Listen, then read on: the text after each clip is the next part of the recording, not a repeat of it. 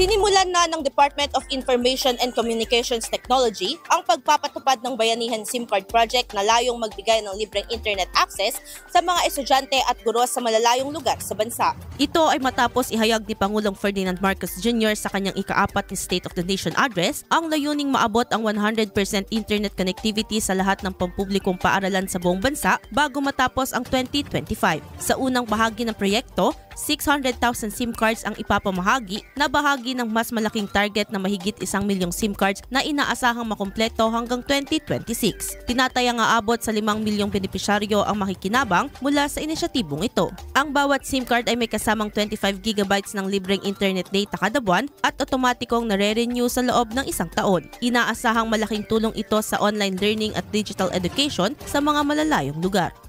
Idol, parang bumibilis ba ang pagtanda? Ang dahilan, humihina ang cell division o pagpapalit ng bagong cell habang nagkakaedad. Natutuyo ang balat dahil sa paghina ng elasticity. Para mapigilan ito, mag-DTX 500 na. May antioxidants at vitamins, polyphenols at flavonoids na pumipigil sa collagen degradation.